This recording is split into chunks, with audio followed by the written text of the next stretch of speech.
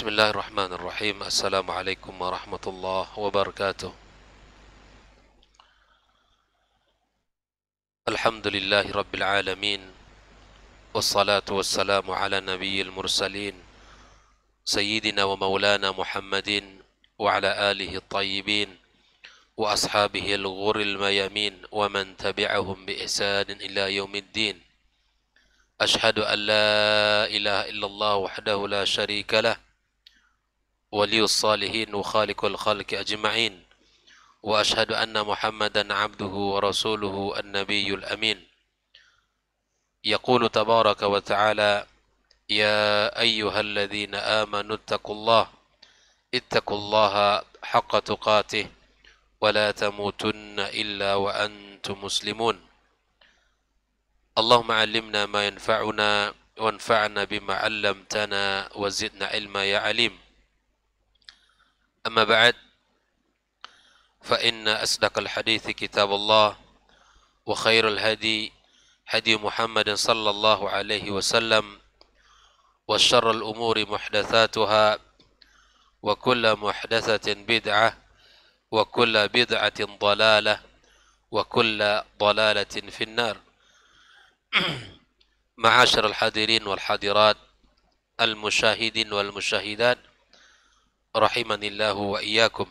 Alhamdulillah, kita bersyukur kepada Allah Subhanahu wa taala pada pagi yang barokah ini kembali Allah pertemukan kita di tempat yang mulia ini, di tempat yang paling baik di muka bumi, rumah Allah Subhanahu wa taala.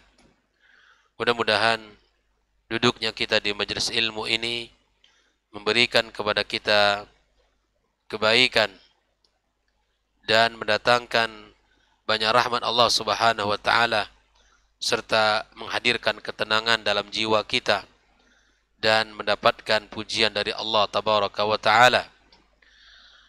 Kemudian ucapan salawat dan salam untuk Nabi yang mulia alaihi salatu wassalam. Allahumma salli wa sallim wa barik ala Muhammad. Semoga salawat dan salam juga tersambung kepada keluarga beliau, anak keturunannya, serta para sahabat yang telah berjuang bersamanya, dan siapapun dari umat ini yang mengikuti mereka sampai hari kiamat kelak dengan cara ihsan, mengikuti mereka dengan al-ihsan, dengan cara yang paling baik yang telah dicontohkan oleh Rasulullah sallallahu alaihi wasallam. Ikhwafillah, kembali kita melanjutkan pembahasan tentang kitab Al-Mulakhas fi Syarhi Kitab Tauhid. Pagi ini kita akan membahas pada ayat yang kedua, yaitu pada halaman yang ke-11. Halaman yang ke-11, di mana Allah Subhanahu wa taala menyebutkan di dalam surat An-Nahl ayat yang ke-36. Mu'alif kitab Syekh Muhammad Ibn Abdul Wahab menukilkan ayat yang mulia ini sebagai dalil pada pembahasan kitab Tauhid.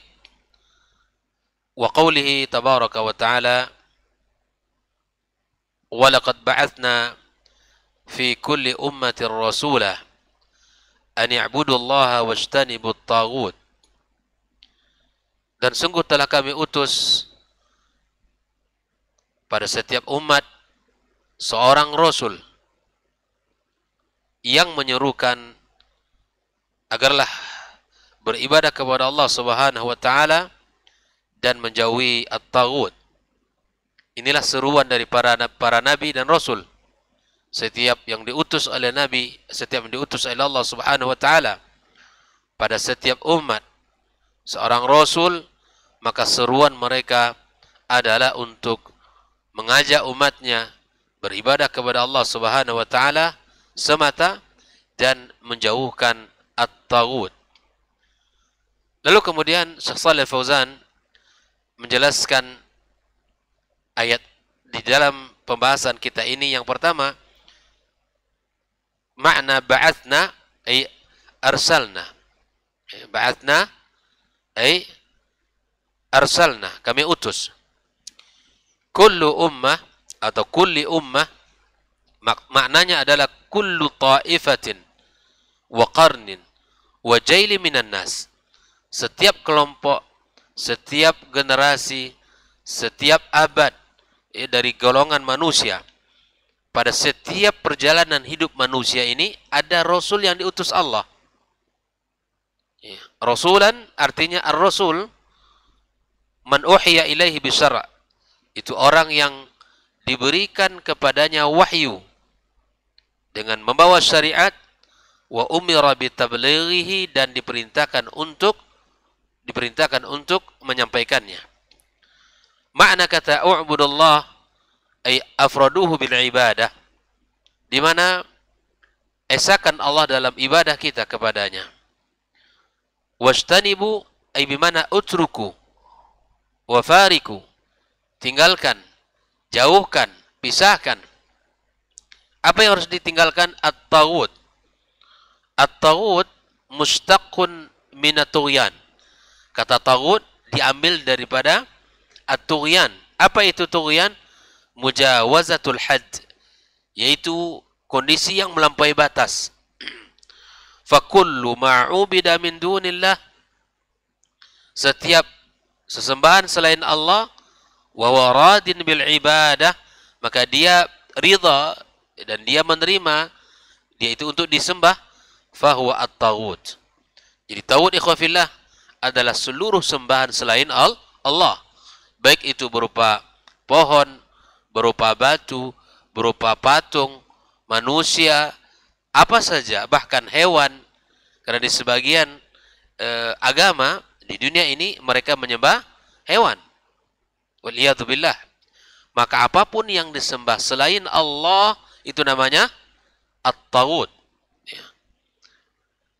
Lalu kemudian Syekh Shalih Fauzan menjelaskan makna al-ijmali daripada ayat ini, yaitu anna Allah Subhanahu wa taala yukhbiru annahu arsala fi kulli ta'ifatin wa qarnin minan nasi rasula. Bahwa sesungguhnya Allah Subhanahu wa taala mengabarkan bahwa dia Allah Azza wa Jalla mengutus pada setiap umat, mengutus pada setiap generasi seorang rasul. Begitulah hikmah Allah Azza wa Jalla. Allah tidak hanya meminta kita untuk beribadah kepadanya, tunduk dan patuh kepadanya, tapi Allah mengutus seorang rasul yang membimbing kita, yang mengajari kita, dan kemudian tidak hanya itu, tapi diturunkan bersamanya wahyu sebagai panduan. Lalu kemudian tugas mereka ini apa?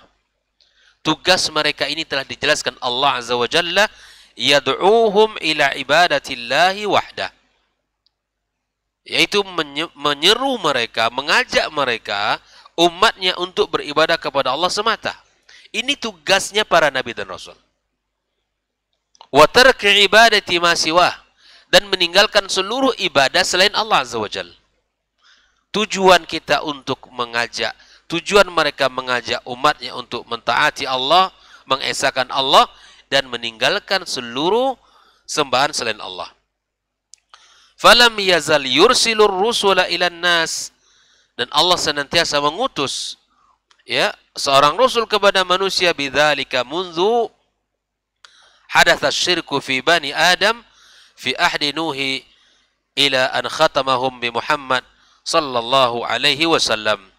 Di mana Allah Subhanahu wa taala mengutus rasul pertama itu adalah setelah terjadinya kesyirikan di muka bumi. Setelah terjadinya kesyirikan di muka bumi. Dari apa? Dari anak Adam. Dari generasi-generasi ini, yaitu pada masa Nabi Nuh alaihissalam. Kita tahu ya, antara Adam dan diutusnya Nuh alaihissalam itu memiliki jarak yang sangat jauh. Kemudian dijadikan Nuh alaihissalam sebagai rasul pertama karena telah terjadinya kesyirikan di muka bumi ini, telah terjadinya penyimpangan, telah terjadinya kekeliruan, jauhnya manusia dari mengesahkan Allah Subhanahu wa taala, maka diutuslah Nuh, rasul pertama yang diutus Allah Subhanahu wa taala, sampai nabi terakhir Nabi Muhammad sallallahu alaihi wasallam. Inilah makna ayat ini, bahwa Allah Tabaraka wa taala mengabarkan kepada kita semuanya bahwa dia mengutus pada setiap umat seorang rasul yang tujuan dan tugas mulia mereka mengajak untuk beribadah kepada Allah dan meninggalkan seluruh sesembahan selain Allah. Ikhwafillah rahimakumullah. Lalu kemudian Syekh Shalih Al-Fauzan menyebutkan munasabatul ayat lil bab. Korelasi ayat ini dengan judul bab kita. Bab kita apa? Kitab At-Tauhid. Beliau mengatakan anna da'wata ila tauhid wan nahya 'anil syirki hiya muhimmatu jami'ir rusuli wa atba'ihim. Bahwa sesungguhnya dakwah kepada tauhid, mengajak orang untuk beribadah kepada Allah, mengesahkan Allah Azza wa Jal, dan menjauhkan kesyirikan. Ya, menjauhkan kesyirikan adalah misi seluruh para rasul dan para pengikut mereka. Termasuk kita yang beriman kepada Muhammad sallallahu alaihi wasallam, kita punya tugas untuk mengajak orang memurnikan akidahnya, memurnikan ibadahnya, memurnikan ketaatannya kepada Allah Azza wa Jal. Agungkan Allah Azza wa Jal. Tundukkan diri kita, rendahkan diri kita di hadapannya. Kita ini makhluk yang penuh dengan kelemahan. Rabb kita Khalik yang penuh dengan kesempurnaan. Tidak layak bagi seorang hamba memberikan ketaatannya kepada selain Allah Subhanahu wa taala.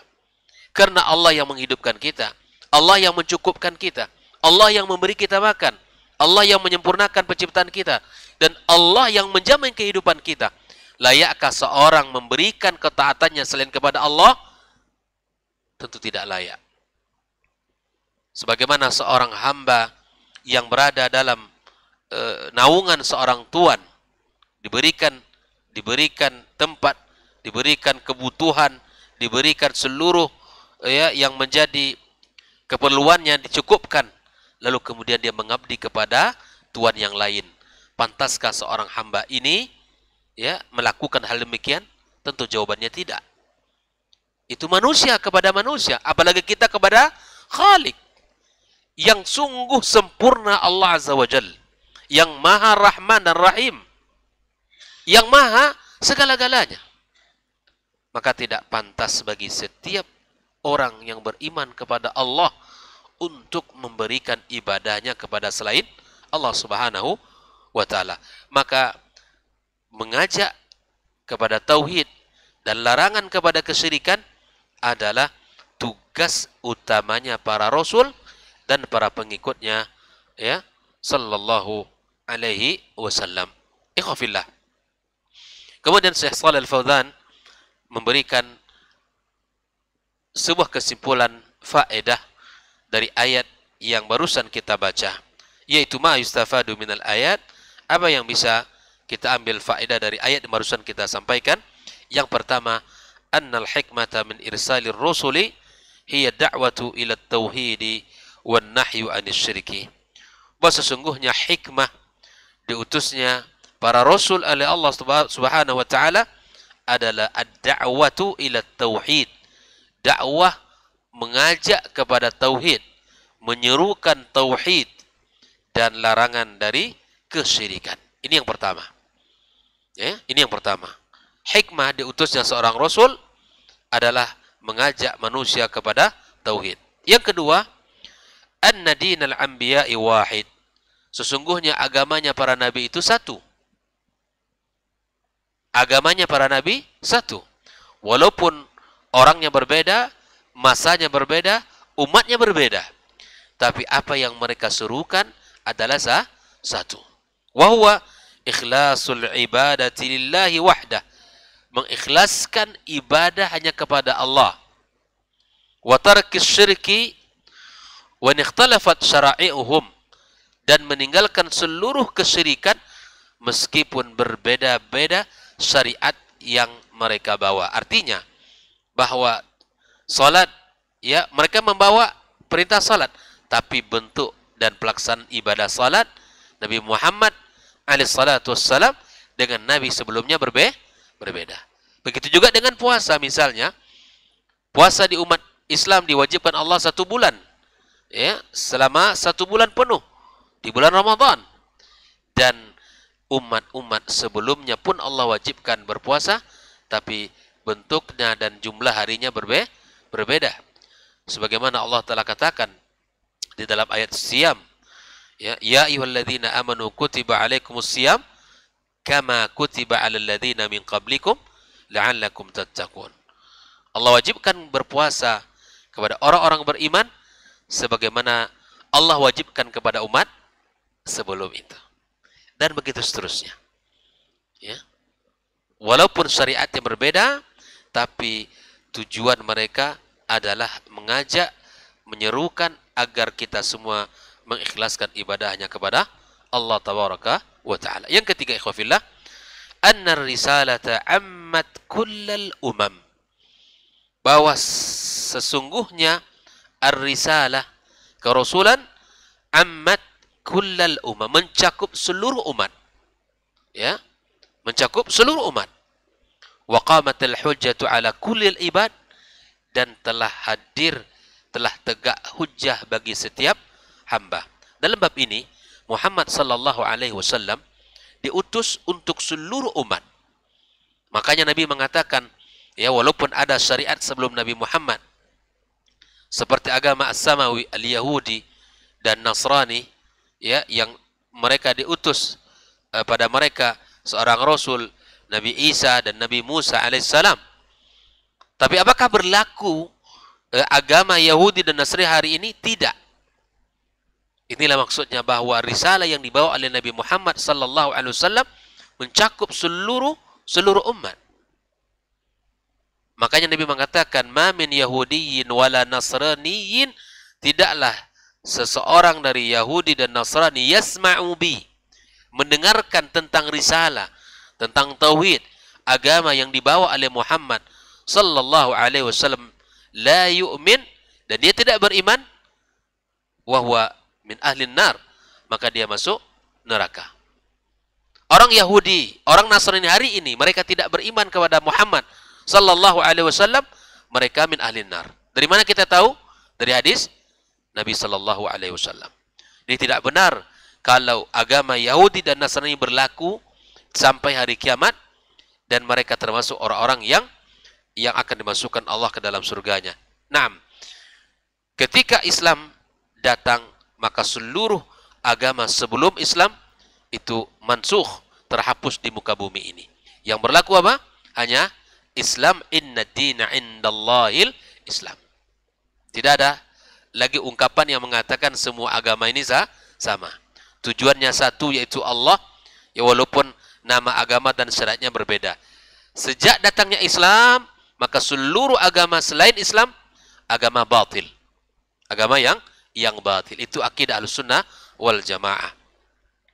Maka waqamatul hujjah ala kullil ibad, telah tegak hujjah bagi setiap hamba. Ini tidak ada alasan bagi orang Yahudi dan Nasrani nanti kami berada di atas agama Yahudi dan Nasrani. Tidak. Dengan diutusnya Muhammad sallallahu alaihi wasallam, maka hilanglah semua agama yang ada di muka bumi ini selain Islam. Yang keempat, ikhwafillah, aidamu sya'ni tauhid, agungnya perkara tauhid, sangat besarnya perkara tauhid. Perkara tauhid bukan perkara ringan. Wa annahu wajibun ala jami'il umam, bahwa tauhid adalah kewajiban setiap umat. Ya, wajib untuk bertauhid, wajib untuk mengesahkan Allah dalam rububiyahnya, di dalam uluhiyahnya, dan di dalam asma dan sifatnya. Wajib.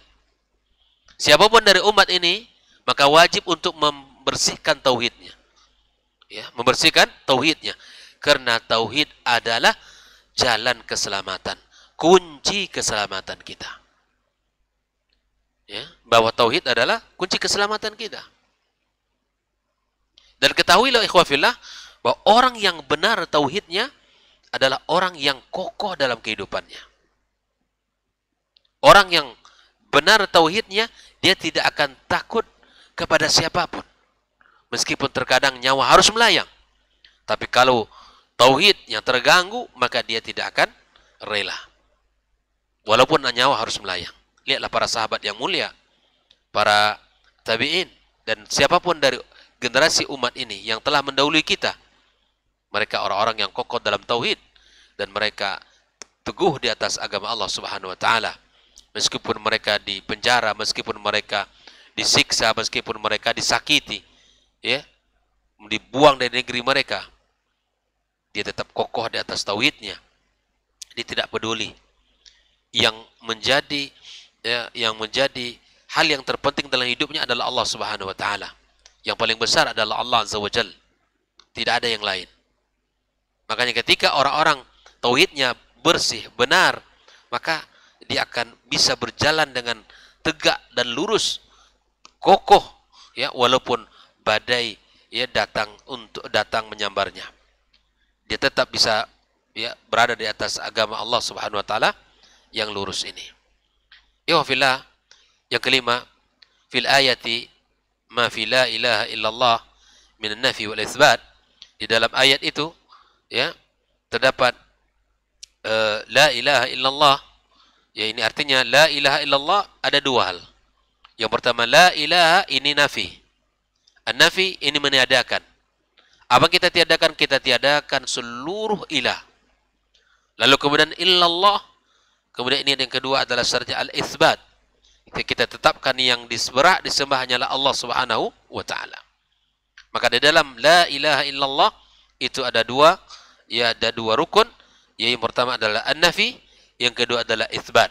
Kita nafikan seluruh sembahan selain Allah dan kita tetapkan Allah hanya yang berhak untuk disembah. La ilaha illallah. Ya. Fadallat ala annahu la yastaqimu at-tauhid illa bihima jami'a. Dari sini kita pahami pula bahwa tidaklah lurus tauhid seseorang kecuali dengan dua syarat itu. La ilaha illallah. Ya. Ini yang harus ada nih. Tidak boleh kita mengatakan la ilaha. Berarti kita nafikan. Lalu kita isbatkan Allah. Ya, hanya Allah yang berhak untuk kita sembah. Maka tidak akan lurus tauhid kita kecuali kita harus menetapkan dua hal tersebut. La ilaha illallah. Di mana kita tunduk dan patuh kepada Allah, kepada zat yang maha segala-galanya. Wa anna an-nafya al-mahdha laysa bitauhid. Ya. Wal itsbat al-mahd laysa bitauhid. Dia tidak bisa satu persatu. Illallah. Apa yang illallah? Enggak bisa. Kalau hanya kita nafikan la ilaha cukup sampai situ, ini enggak benar tauhidnya. Kemudian juga kita bilang illallah, hanya illallah saja juga tidak sempurna tauhidnya. Maka kata para ulama, minan nafi wal itsbat mesti ada di dalam kalimat tersebut. Ya. La ilaha illallah. Inilah yang sempurna. Ya, dengan menafikan ya, maka itu bukan tauhid. Kemudian dengan menetapkan belaka tanpa kita sebutkan ya nafi dan itsbatnya, maka ini juga tidak sempurna. Laita ikhwafillah, pahamilah kalimat la ilaha illallah karena Nabi sallallahu alaihi wasallam mengatakan man kana akhiru kalami la ilaha illallah dakhalal jannah. Kunci kita bahagia di akhirat, kunci kita masuk ke dalam surga, kunci kita mendapatkan kehidupan yang hakiki dengan kemenangan dan kebahagiaan, maka kuncinya la ilaha illallah. Kalau kita lihat di dalam kehidupan ya sejak manusia dilahirkan di muka bumi ini, yang pertama kalimat yang harus dibacakan ke telinganya adalah kalimat la ilaha illallah. Ya. Dengan kalimat-kalimat ya yang lain diazankan. Lalu kemudian kata para ulama lagi, jika anak kita sudah mulai berbicara, lisannya sudah bisa mengucap, yang pertama kali untuk ditalkinkan la ilaha illallah.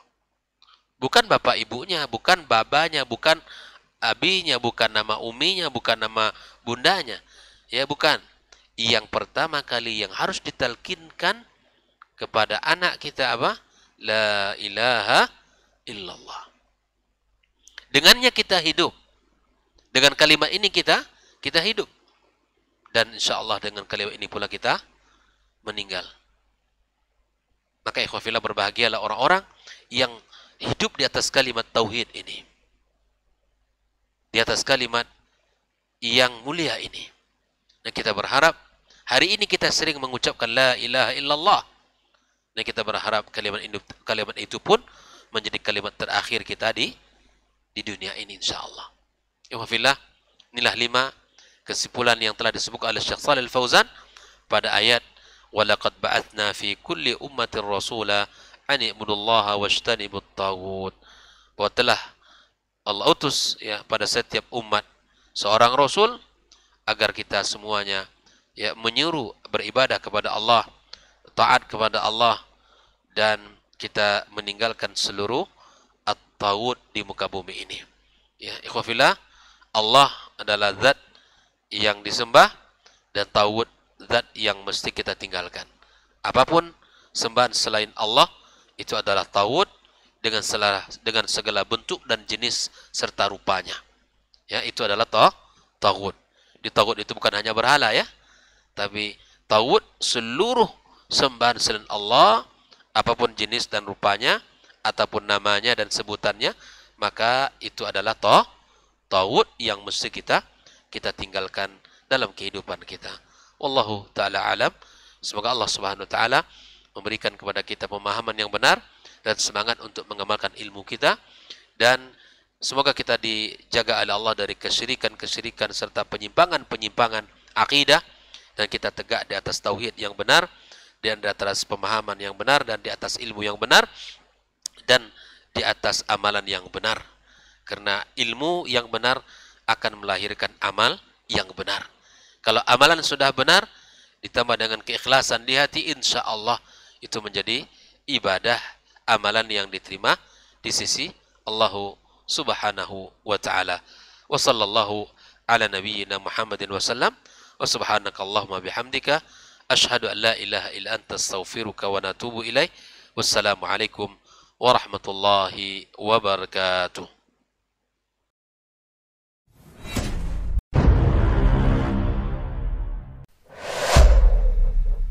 Dunia dan seisinya ini bagi Allah tak sama nilainya dengan sebelah sayap lalat. Barang siapa yang beramal untuk akhiratnya, Allah akan cukupkan baginya urusan dunia. Sayati zamanun 'alan nasi as-sabiru fihim qalqabit al-jamarah. Akan ada satu masa di akhir zaman yang berpegang teguh dengan agamanya seperti orang yang sedang memegang bara